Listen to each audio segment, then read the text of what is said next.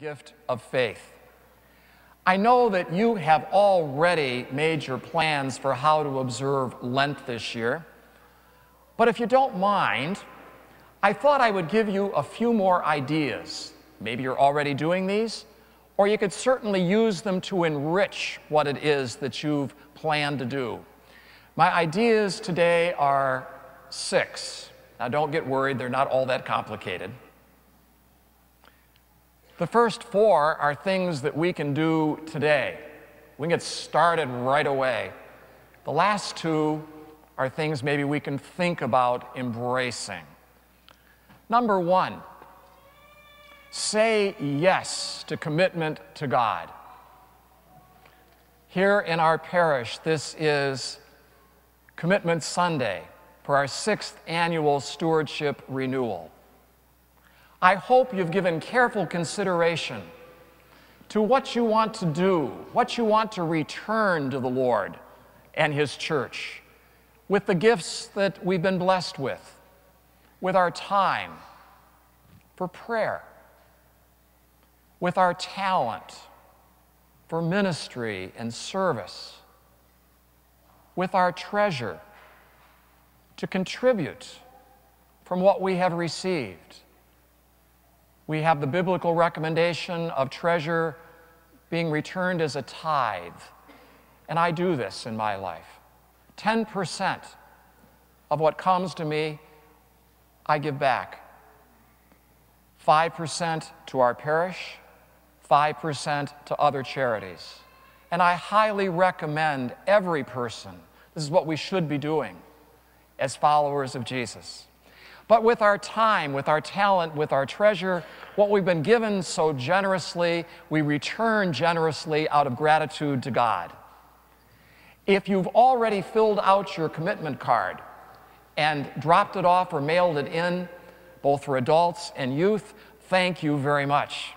If you brought your stewardship commitment cards with you today, simply put them in the offertory basket when it comes around, along with your regular offering.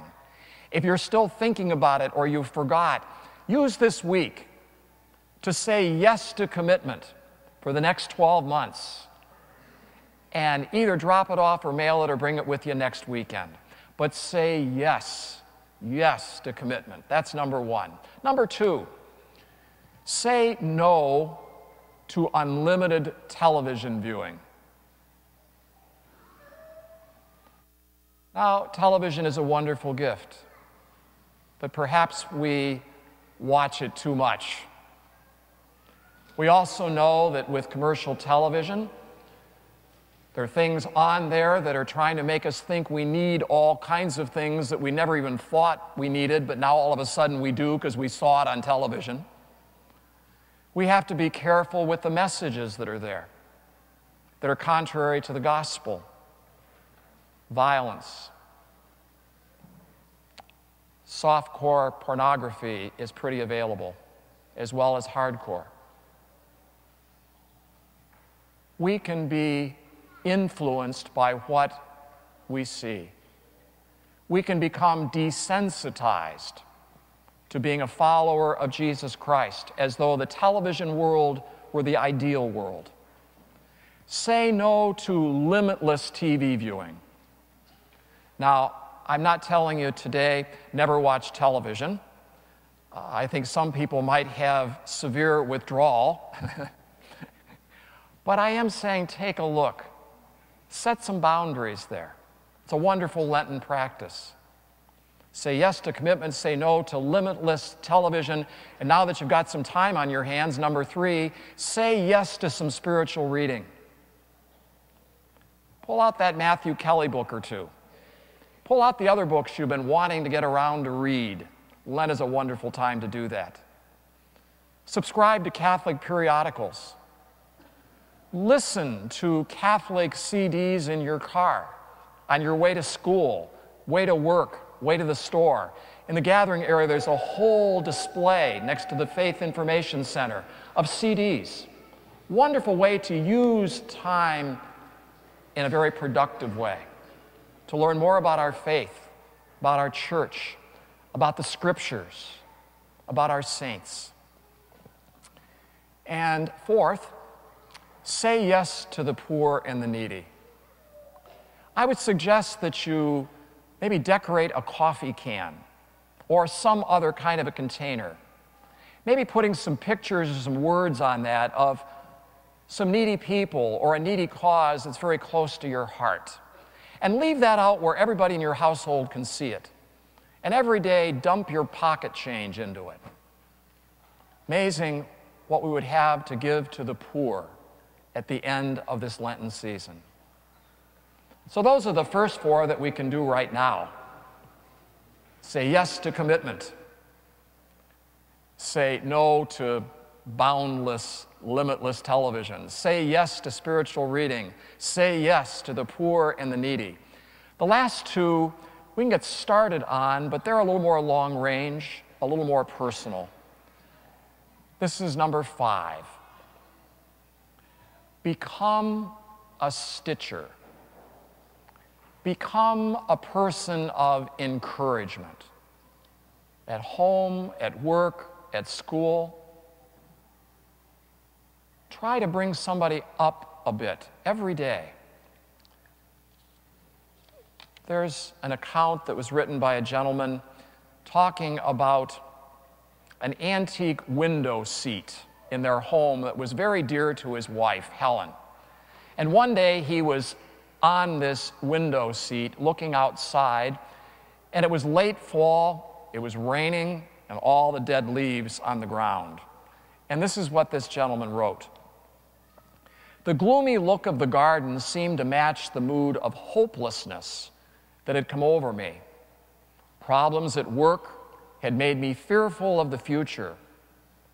Basic questions that surface with the coming of middle age had made me fearful of even life itself. I started to light my pipe and accidentally spilled some hot ash, which burned a hole right in the middle of the window seat cover.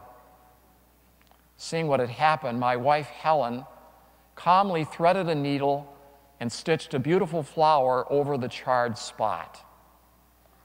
When I looked at the finished work, I realized what a striking symbol it was. I had married a repairer of broken spirits, a healer of wounds, a harbinger of hope in times of darkness and despair.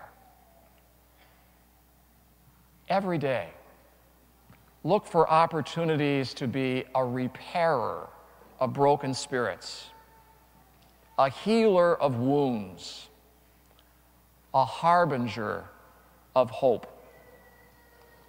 Pick up what somebody else drops on the floor. When somebody is put down, offer them a word of encouragement to bring them up. When somebody is shoved, offer them a pat on the back. Be a stitcher, a person of encouragement. That's number 5. Number 6.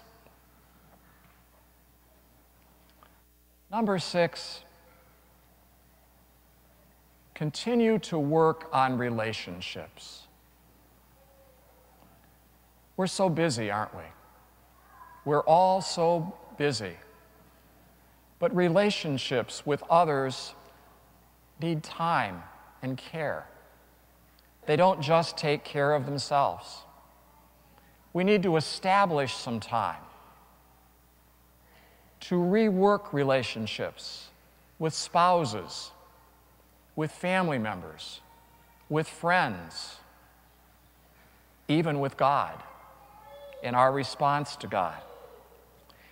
There was a writer by the name of Tom Friedman, a newspaper columnist. He describes being in Paris, France.